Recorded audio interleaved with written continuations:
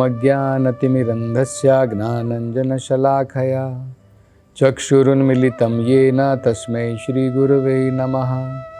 नमो ॐ विष्णुपदाय कृष्णप्रेष्ठाय भूतले श्रीमते भक्तिवेदान्तस्वामिनिति नामिने। नमस्ते सरस्वती देवे गौरवाणी प्रचारिणे निर्विशेषशून्यवादी पाश्चात्यदेशतारिणे। जय श्री कृष्ण चैतन्य प्रभु नित्यानंद श्री अद्वैत गदाधर श्रीवासदि गौरभक्तवृंद। हरे कृष्णा कृष्ण कृष्ण हरे हरे, हरे रामा राम राम हरे हरे। हरे कृष्णा।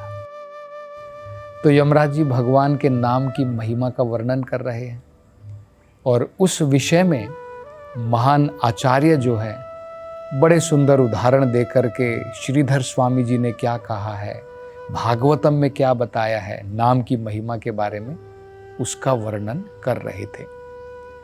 तो ये हमने देखा था, बड़ा सुंदर श्लोक आता है जिसमें बताया है व्यक्ति को सवेरे शाम कम से कम 2 समय तो भगवान के नाम का, भगवान की लीलाओं का, भगवान के गुणों का श्रवण कीर्तन स्मरण करना चाहिए। तो ये बड़ा सुंदर श्लोक है। श्रवणम कीर्तनम ध्यानम हरेर अद्भुता कर्मणा। भगवान हरि की अद्भुत लीलाएं, भगवान की लीलाएं आम लीलाएं नहीं, बड़ी अद्भुत लीलाएं हैं, बड़ी ही मनोहर लीलाएं हैं, बड़ी ही आकर्षमयी लीलाएं हैं भगवान की। तो श्रवणम कीर्तनम ध्यानम, क्या करना चाहिए?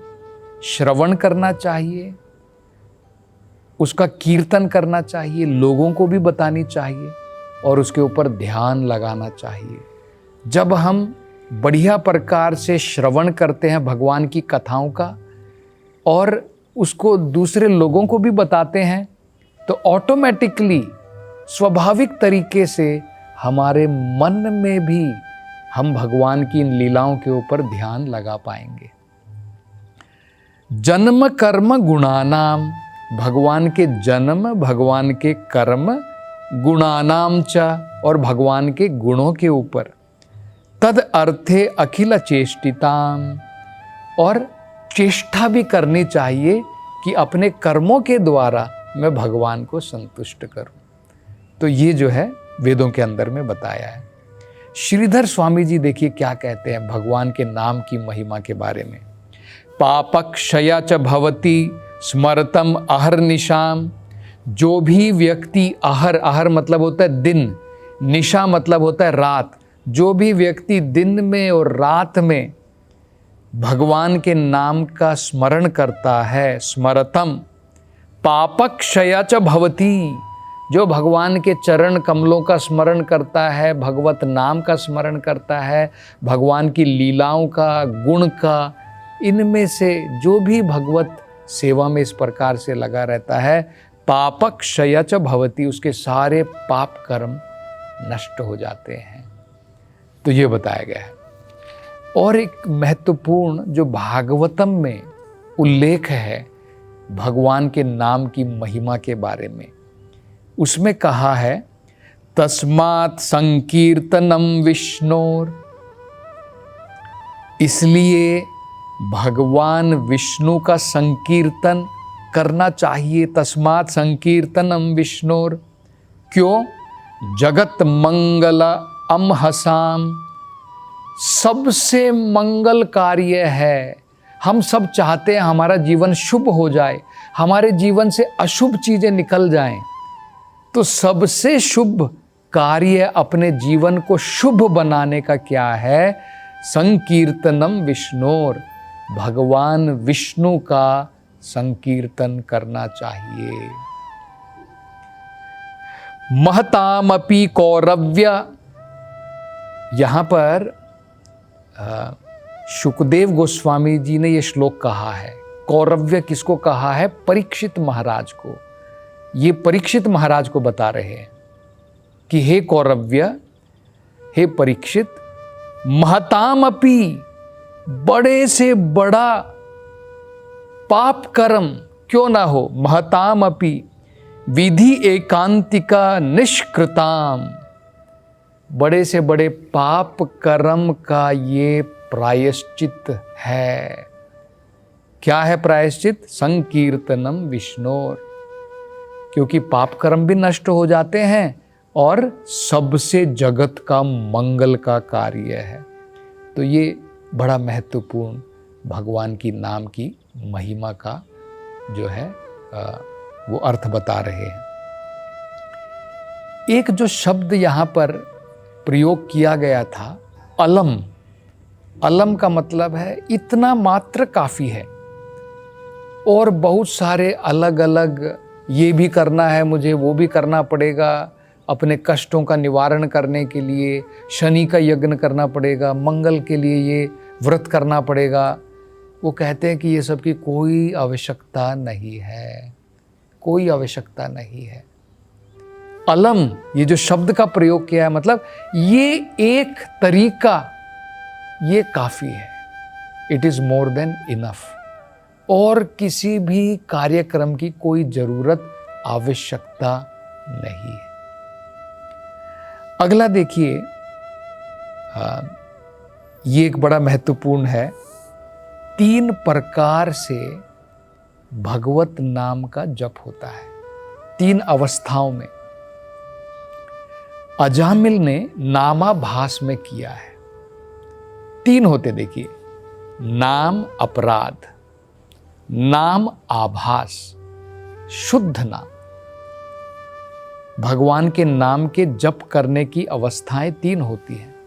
शुरुआत में जब हमें भगवान के नाम के ऊपर विश्वास नहीं है, या फिर हम बहुत भौतिकतावाद में डूबे हैं, नाम का प्रयोग करके हम जो है अनेकों प्रकार के अपराध भी करते हैं, नाम से बहुत अपेक्षा करते हैं, भौतिक अपेक्षाएं कि मैं भगवान के नाम का जप कर रहा हूँ, मेरा ये काम पूरा हो जाना चाहिए।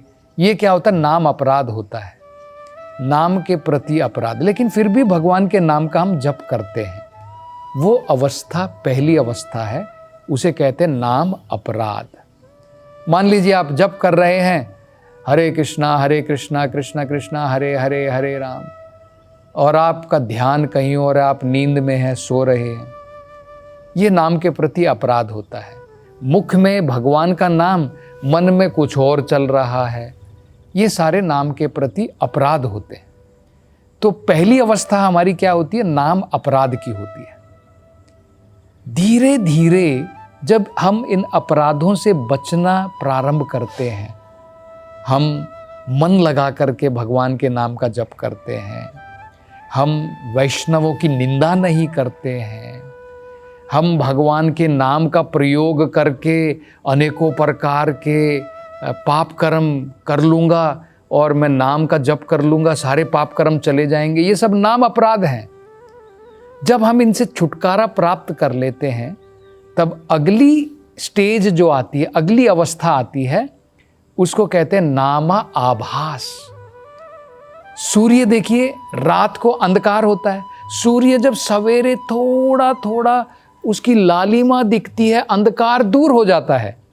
अभी सूर्य पूरा नहीं निकला है, दिखाई भी नहीं दे रहा है।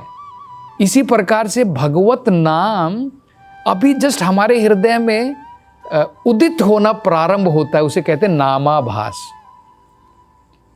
जब हम नाम अपराध में तो अंधकार है, जब नामाभास तक पहुंच जाते हैं तो सूरज दिख नहीं रहा है, लेकिन सब कुछ, सारा अंधकार दूर हो जाता है। अजामिल ने नामाभास में भगवान के नाम का उच्चारण किया। इतना काफ़ी होता है हमारे दुखों को दूर करने का, सभी प्रकार के पाप नष्ट करने का, और बाद में तो हमें भगवत की प्राप्ति हो जाती है, शुद्ध नाम में भगवान की प्राप्ति होती है। मुक्ति प्राप्ति हमें नामाभास में ही हो जाती है।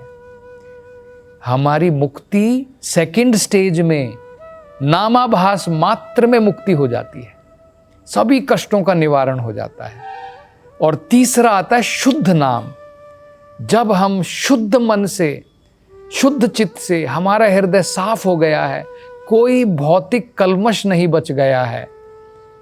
प्रेम के साथ में हम भगवान के नाम का जब उच्चारण करते हैं तब हमें भगवत प्रेम की, भगवान के साक्षात दर्शन हो जाते हैं, भगवान की प्राप्ति हो जाती है।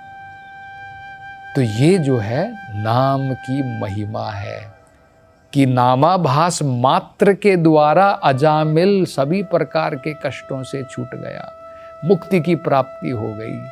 तो हमें सोचना चाहिए कि भाई नामाभास मात्र के द्वारा अगर मैं प्रयत्न करूं और मैं श्रद्धा के साथ में, निष्ठा के साथ में दिन प्रतिदिन रोज भगवान के नाम का जप करूं, भगवान की कथा सुनूं, तो मुझे धीरे धीरे भगवत प्रेम की प्राप्ति हो सकती है। ये हमें समझना है। अब आगे यमराज जी कहते हैं कि इन महाजनों को छोड़ करके और बहुत सारे ऋषिगण हैं। जैसे उदाहरण देते हैं, एक उदाहरण है जैमिनी, एक है यज्ञवल्क्य। ये जो है कर्म कांड में बहुत ज़्यादा आसक्त हैं। मतलब वेदों के अंदर में जो धार्मिक अनुष्ठान दिए हैं, कर्म कांड जो दिया हुआ है, ये यज्ञ करवाना, ये यज्ञ करवाना, ये मंत्रों का उच्चारण करना, वो इतने उसमें मग्न हैं कि इनको ये ज्ञान ही नहीं है कि इसके ऊपर परम धर्म होता है, ये भागवत धर्म है। तो कहते हैं कि ये केवल इन यज्ञों के द्वारा क्या प्राप्ति कर पाते हैं, ये भगवत प्रेम की प्राप्ति नहीं कर पाते हैं। हम जो हैं, जिन्हें भगवान के नाम के ऊपर श्रद्धा है, धीरे धीरे नाम अपराध से, नामाभास से शुद्ध नाम तक जा सकते हैं। लेकिन वो कहते हैं ये जो बड़े बड़े कुछ ऋषिगण भी हो सकते हैं, लेकिन इनको जो है यज्ञ, धार्मिक अनुष्ठान, वेद, इससे ऊपर इनकी बुद्धि नहीं जा सकती है। ये इसी में फंसे रह जाते हैं। लेकिन इनके द्वारा इनको क्या प्राप्ति होती है? इनको मुक्ति की भी प्राप्ति नहीं हो पाती है।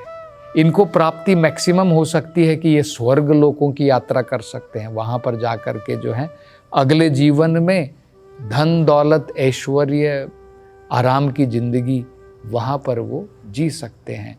लेकिन परम धर्म क्या है उसके बारे में इनको भी कोई ज्ञान नहीं है।